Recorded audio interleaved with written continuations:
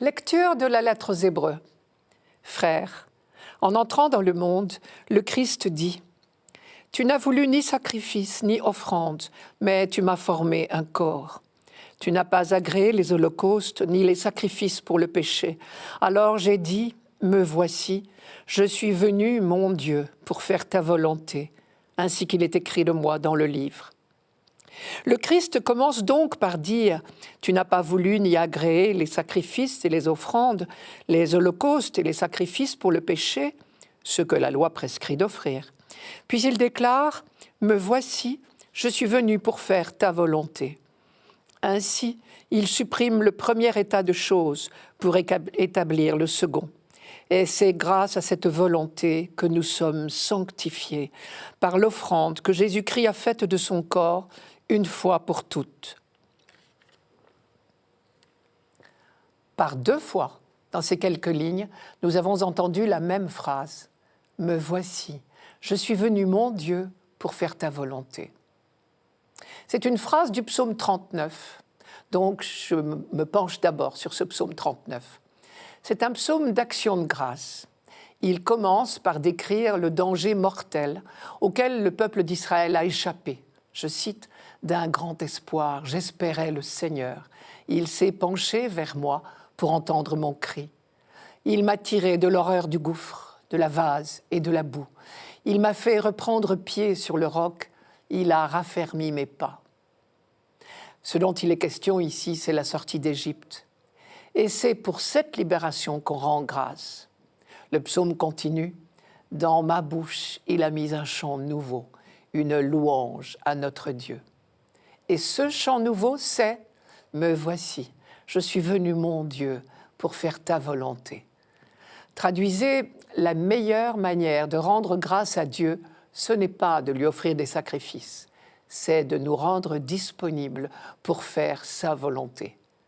Car en définitive, ce « me voici », c'est la seule réponse que Dieu attend du cœur de l'homme. C'est le fameux « me voici » des grands serviteurs de Dieu. C'est celui d'Abraham, pour commencer, au moment du sacrifice d'Isaac. Entendant la voix de Dieu qui l'appelait, il a répondu simplement « me voici ». Et cette disponibilité du patriarche a toujours été donnée en exemple aux fils d'Israël. Car l'épisode que nous appelons le sacrifice d'Isaac est considéré comme un modèle, alors qu'on sait bien qu'Isaac n'a pas été immolé. Preuve qu'on a compris depuis longtemps que la disponibilité vaut mieux que tous les sacrifices.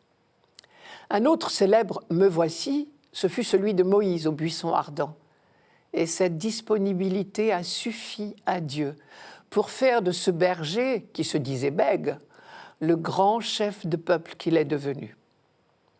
Quelques siècles plus tard, au temps des juges, un autre « me voici » fut celui du petit Samuel, celui qui devait devenir un grand prophète du peuple d'Israël. Je vous rappelle le récit de sa vocation. Il avait été consacré par ses parents au service de Dieu dans le sanctuaire de Silo, auprès du prêtre Élie. Et il habitait avec le vieux prêtre. Une nuit, il avait entendu à plusieurs reprises une voix qui l'appelait. Ce ne pouvait être que le prêtre, bien sûr. Et par 3 fois, l'enfant s'était levé précipitamment pour répondre au prêtre « Tu m'as appelé, me voici ». Et le prêtre Élie, chaque fois, répondait « Mais non, je ne t'ai pas appelé ». À la 3e fois, le prêtre avait compris que l'enfant ne rêvait pas et il lui avait donné ce conseil. « La prochaine fois que la voix t'appellera, tu répondras « Parle, Seigneur, ton serviteur écoute ». Et Samuel est resté dans la mémoire d'Israël comme un modèle de disponibilité à la volonté de Dieu. C'est lui qui, quelques années après cette nuit mémorable, devenu adulte, a osé dire au premier roi d'Israël, Saül, cette phrase superbe « L'obéissance est préférable au sacrifice, la docilité à la graisse des béliers ». C'est dans le premier livre de Samuel, chapitre 15. L'idéal de Samuel, c'était tout simplement d'être un humble serviteur de Dieu, ce qu'il fut pendant de nombreuses années. Et vous savez bien que le titre de serviteur de Dieu est le plus beau compliment que l'on puisse faire à un croyant dans la Bible.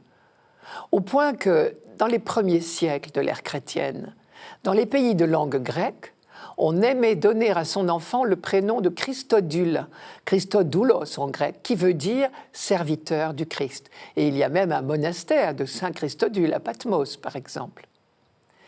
Cette insistance sur la disponibilité nous donne une double leçon, à la fois très encourageante, mais terriblement exigeante. Si Dieu ne sollicite que notre disponibilité, cela signifie que chacune d'entre nous, tel que nous sommes, peut être utile pour le royaume de Dieu. Voilà qui est encourageant et merveilleux. Mais, deuxième conséquence, cela veut dire également que lorsqu'un engagement de service nous est demandé, nous ne pourrons plus jamais nous abriter derrière nos arguments habituels, notre ignorance, notre incompétence ou notre indignité. L'auteur de la lettre aux Hébreux reprend donc le texte du psaume 39, et il sait bien qu'il parle au nom du peuple tout entier, mais il l'applique à Jésus-Christ. Car personne mieux que Jésus ne peut dire en toute vérité « Me voici, mon Dieu, je suis venu pour faire ta volonté ». Je note au passage que la disponibilité du Christ à la volonté du Père ne commence pas au soir du jeudi saint. Ce n'est donc pas seulement la mort du Christ qui est la matière de son offrande, mais sa vie tout entière, l'amour donné à tous, au jour le jour, depuis le début de sa vie. L'auteur de la lettre aux Hébreux dit bien « En entrant dans le monde, le Christ dit « Tu m'as formé un corps, me voici ». Là, il cite encore le psaume.